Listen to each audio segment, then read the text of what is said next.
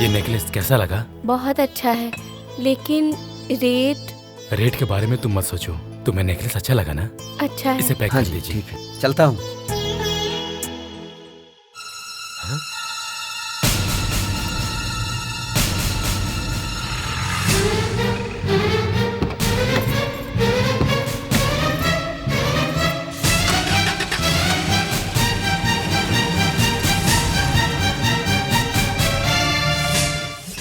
बस कीजिए, मैं ये सब नहीं मानती। हाँ, तुम क्यों मानोगी? बिल्कुल नहीं मानोगी। लेकिन वही बात, अगर तुम्हारा पति अगर खूबसूरती से तुम्हें समझाए तो मान जाओ। मैंने उसी दिन इन्हें बताया था, लेकिन मुझे मार के चुप करा दिया गया। मेरे पति ऐसे नहीं, ऐसा आप ही ने कहा था ना। अब क्या हो गया भाभी?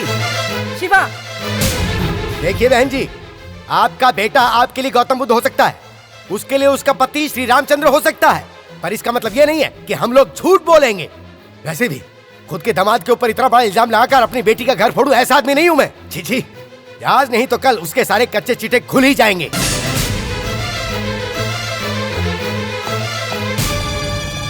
राजा, बता कहाँ से आ रहा है तू? क्या हुआ माँ? उस दिन आपके भाई ने आपको जिसके साथ देखा था, आपने कहा था कि वो आपके दोस्त की बहन है, पर पापा ने आज जिस लड़की के साथ आपको देखा, अब बताइए वो कौन है? अरे माँ, कौन सी लड़की, कैसी लड़की? मैं किसी लड़की को नहीं वाह जानता। वाह वाह, क्या नाटक कर रहे हो? थोड़ी देर पहले तुम उस लड़की को गहने नहीं दिला रहे थे? नहीं ससुर जी, मैं किसी लड़की को गहना क्यों दिलाऊंगा? अच्छा ठीक है, तो चलो उस शॉप में, वहाँ बात करेंगे तो सब कुछ साबित हो जाएगा, देख लेना। कौन है वो लड़की? घर में इतनी अच्छी पत्नी होते हुए पराई लड़की के साथ घूमते शर्म नहीं आई तुझे? माँ मेरी बात तो सुनो। चुप रह। कोई रिश्ता नहीं है तो गहने क्यों दिला रहा था उसे? मैं तुझे दुनिया का सबसे अच्छा बेटा समझ रही थी, तूने मेरा भरोसा तोड़ दिया। माँ मैंने कोई गलती नहीं की है, मेरा विश्वास करो। भैया अभी भी आप अपनी गलती नहीं मान रहे हो। यहाँ अब आपके झूठ पे कोई भरोसा नहीं करने वाला। उस दिन तो मेरी एक भी नहीं सुनी और मुझे मारते रहे, अब खुद जवाब दो। अरे वो क्या जवाब देंगे? मुंह में राम और बगल में छुरी जो कहावत बनी वो ऐसे ही नहीं बनी है, इन लोगों को देख करके बनी है वो कहावत। ससुर जी! राजा!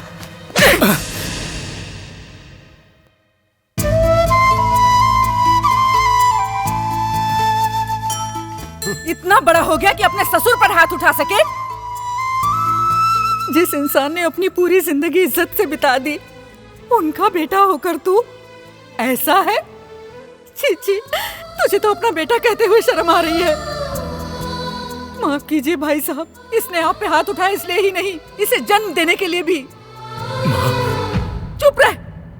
आज से तू मुझे अपनी शक्ल भी मत दिखाना, मैं समझूंगी कि मेरा बेटा मर गया। बेटा एक दूसरे को वरमाला पहनाओ। माला पहना दो। सदा वसंतं हृदय भगवानी सदा नमामि।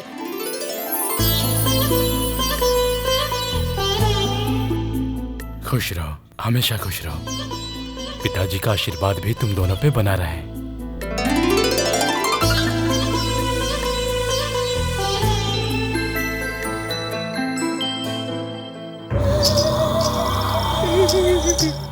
अरे अरे जल्दी करो दामाद जी। अरे घुंघरू बांधते ही पूरे बदन में कंपकपी उठ रही है ससुर जी। अरे तुम टेंशन मत लो, तुम्हारी उम्र बहुत लंबी है। वैसे भी तुम्हारे दोस्त आने वाले हैं, वो लोग अपनी जान पर खेलकर तुम्हें बचा लेंगे। अरे वो सब छोड़िए, पहले उन्हें अपनी जान बचाने को कहिए। उधर देखो, मेरी बेटी डांस के लिए तैयार है, अब जाओ। जाना ही पड़ेगा। हाँ, जाना पड़ेगा, विजयी भाव। जाओ।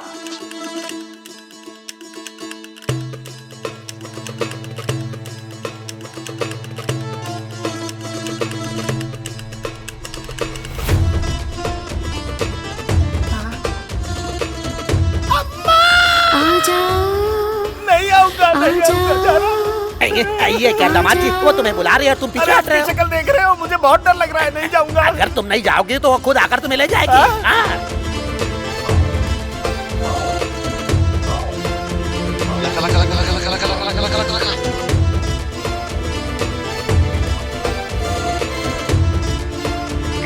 अरे दामाद जी, तुम अभी तक नहीं खड़े हो, वो तुम्हें बुला रही है, जाओ।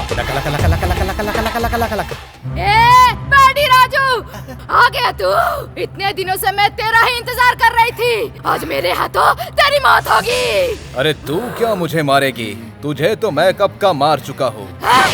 उस दिन तूने मुझे मारा और आज मैं तुझे मारने वाली हूँ। कहाँ जा रही हो कन्या? आज मैं तेरा सर्वनाश कर दूंगी। वो तू बाद में भी कर सकती है, जरा पीछे देख। जय पाताल भैरवी। वो तो खुद बताएगा। पाताल भैरवी को नहीं देखा क्या? भूत प्रेत पिशाच हाकनी डाकनी बुरी शक्ति को अपने वश में करने वाला हूँ मैं। सदाजपा इस चंद्रमुखी को बेहोश करके उसकी आत्मा को बोतल में बंद कर लो और बोतल को जमीन में गाड़ दो। मुत्तुस्वामी, वो सब मिलकर मुझे मारना चाहते हैं। मुझे बचा लो मुत्तुस्वामी। कौन है मुत्थु स्वामी? चंद्रमुखी?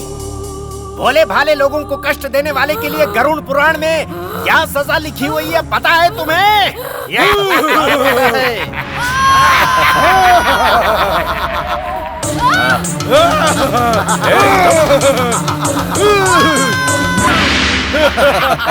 देखो भूत भाग गया। दामाद जी, देखो मेरी बेटी होश में आ गई, आ जाओ। यहाँ पे क्या हुआ? सब ठीक हो गया बेटी, वो युक्तामुखी तुम्हें छोड़कर भाग गई। सच में? बहुत अच्छा, बहुत अब तुम लोगों का यहाँ क्या काम? इसे मैं संभाल लूंगा। तखलिया ठीक है, देख लो दामाद जी। चलो चलो। कन्याकुमारी, आप लोग डरिए मत, मैं बात कर लूंगा। चलते हैं साहब। नमस्ते। राजा, हाँ? ये क्या तुम अभी तक यही हो? तुम्हारे घर में शुभ कार्य है? शुभ कार्य? ऐसा तो कुछ भी नहीं क्या है। बात कर रहे हो? तुम्हारे ससुर जी ने तुम्हारी बहन के लिए रिश्ता लाया है, घर जाके देख लो।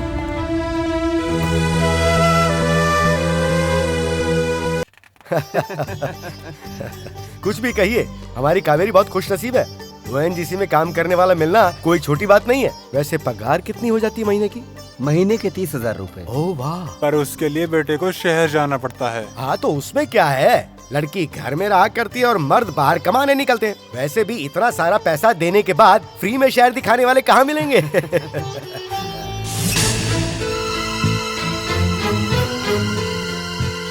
ये लो जी, ये आ गए इस घर के बड़े लड़के। आइए आइए। अच्छा, ये साहब करते क्या हैं? क्या बताएं, ये क्या करते हैं? ये भी एक ओएनजीसी में काम करते हैं। आपका बेटा शहर में घूमकर पैसे कमाता है ना, ये शहर में घूमकर अपने घर के पैसे लुटाते हैं भाई।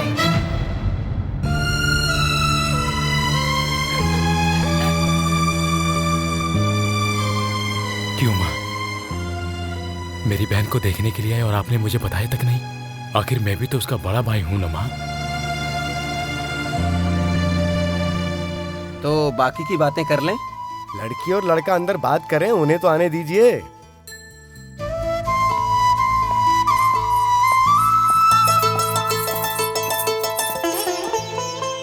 क्यों छोटी, तुम्हें वो लड़का पसंद है ना?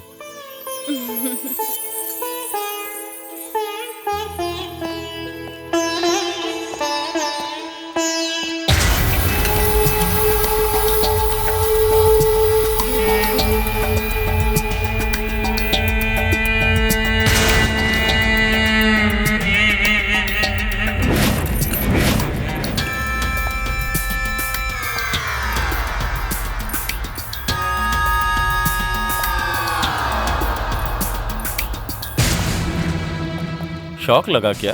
तुम्हारी सौतेली बहन से शादी नहीं कर पाया तो सोचा तुम्हारी अपनी बहन से ही शादी कर लो, इसलिए मैंने ये रास्ता अपनाया। तेरी बहन के साथ मेरी शादी उस भगवान ने ही तय की है। किसी के भी तय करने से शादी नहीं होगी। जरूर होगी, कोई नहीं रोक सकता।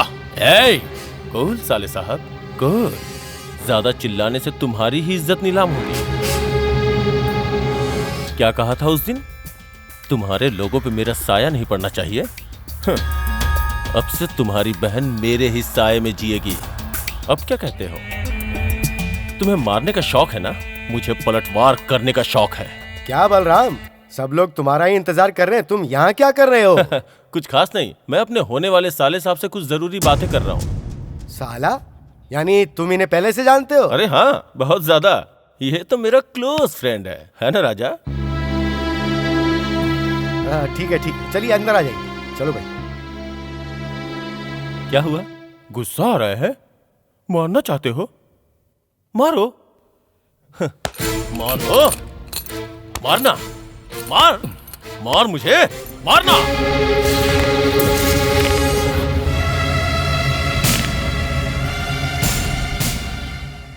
अगर तूने ये हाथ मुझ पे उठाया तो तेरे बाप की दूसरी बीवी के बारे में और जो तू उसकी सेवा कर रहा है उसके बारे में सब कुछ जाके बता दूंगा।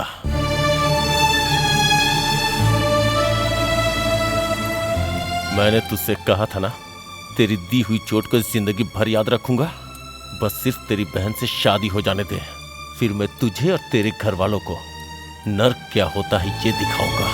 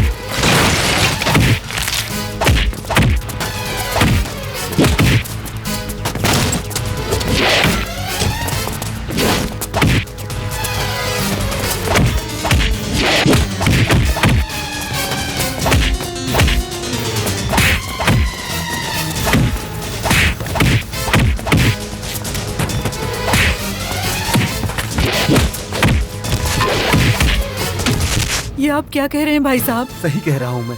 आपके घर को सहारा देने के चक्कर में वो अपने परिवार के लोगों से दूर हो गया। घर में इतने लोग होने के बाद भी वो एक अनाथ की जिंदगी जी रहा है। घर में किसी को बता नहीं सकता और ना ही आपको छोड़ सकता है। अब वो करे भी तो क्या करे बताइए।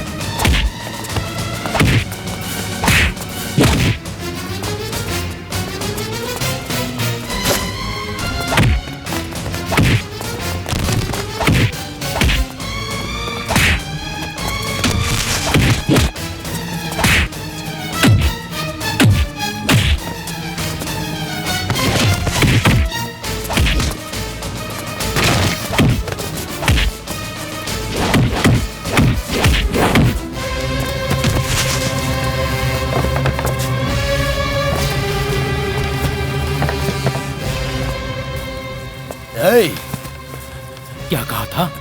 मैं रखवाली कुत्ता हूँ? हाँ, मैं रखवाली कुत्ता हूँ। मेरे पिताजी के जायदाद का, उनके मान मर्यादा का मैं रखवाला कुत्ता हूँ। ये कुत्ता ईमानदार भी है और अगर उसके अपनों को कोई चोट पहुंचाने की कोशिश करे तो उसे काटना भी जानता है।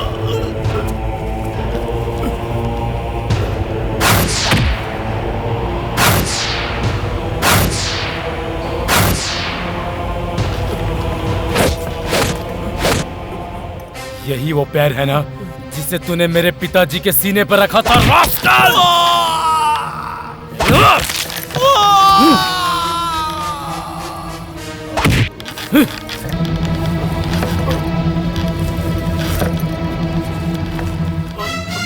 शीशी, वो बोलने में भी शर्म आ रही है मुझे। जो लड़का उसकी बहन से शादी करने आया उसके पैर धोकर कन्यादान करने के बजाय उसी का पैर तोड़ दिया। कैसा भाई है ये? और मुझे भी अक्ल नहीं है। मैं अपने घर के काम छोड़कर बेकार में इस घर में उलझाऊं। इस घर की अच्छाई सोच रहा हूँ मैं। अगर आपने जल्दी कुछ नहीं किया ना तो इस घर का सत्यानाश होना पूरी तरह से तय है। ऑलरेडी सत्यानाश कर दिया है। क्या हुआ शिवा? माँ, आपको पता ही है क्या है? अपने घर को इन्होंने मारवाड़ी के पास गिरवी रख दिया, उसकी रसीद है। गिरवी रख दिया? इतने पैसे की क्या जरूरत है उसे? अरे कैसे जरूरत नहीं है? एक दूसरी औरत के प्यार में पड़ा हुआ है तो इस घर को बेच करके ही तो कुछ करेगा। देखिए, यही है वो। क्या ये राजा बाबू का घर है ना? क्यों, अभी भी कुछ बाकी है क्या? ये क्या कह रहे हैं आप? अच्छा, माँ, भैया के साथ जो लड़की घूमती है वो लड़की यही है। अरे वाह, इतने दिनों तक तो रास्ते में भटक रही थी, अब क्या सीधे घर के अंदर ही आएगी? नहीं। बता, मेरे दामाद को तू कब से लूट रही है और कितना लूट चुकी है? बता बता। इससे ऐसे प्यार से पूछेंगे तो ये नहीं बताएगी, चार पड़ेगी। अरे बता बता ना, अरे बताती है या नहीं? तुझसे आखना, बता जल्दी बता।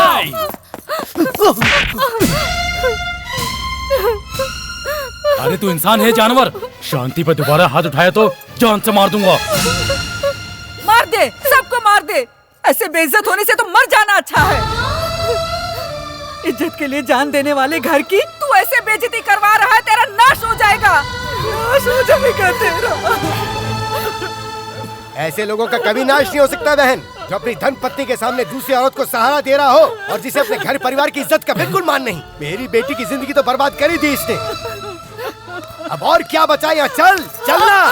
रुकिए, किसी को कहीं जाने की जरूरत नहीं है, मैं बताता हूँ सच क्या है। चाचा जी, चाचा जी, आप क्यों आए चाचा जी? आप चले नहीं, मैं जाइए। नहीं जाऊंगा। तुम्हारे साथ इतना अन्याय हो रहा है, ये सब देखकर तू चुप रह सकता है, मैं नहीं रह सकता। मैं जो बताने आया हूँ बताकर ही जाऊंगा। चाचा जी, मैंने पिताजी को वचन दिया हुआ है। वचन? कैसा वचन? आंखों के सामने पूरा परिवार टूटकर बिखर रहा है और तुझे वचन की पड़ी है। रुकिए चाचा जी। जानकी बहन, आप सब लोग एक होकर उस अकेले को इतना कुछ सुना रहे हो। आपको पता भी है कौन है? अपने राजा बाबू की बहन है। हाँ बहन, तुम्हारे पति ने तुमसे छुपाकर दूसरी शादी की थी, ये उसी औरत की बेटी है।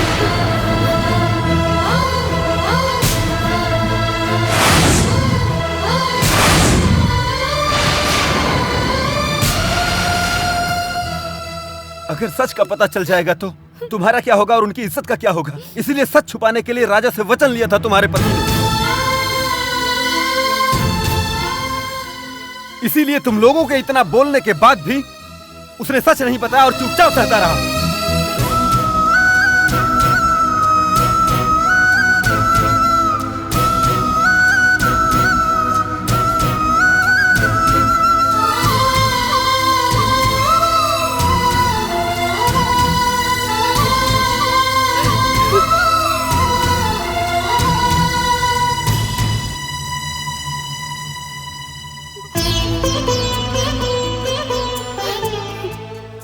पिता का वचन निभाने के लिए वनवास जाने वाले राम अगर भगवान है, तो पिता की गलतियों को छुपाने वाला बेटा किसी राम से कम नहीं है।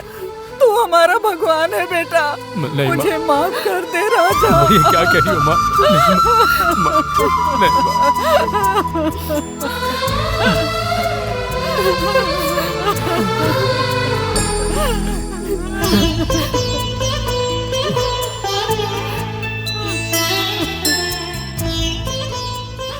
अंजलि, मुझे पता था तुम मुझसे नाराज हो, लेकिन मैं क्या करता अंजलि।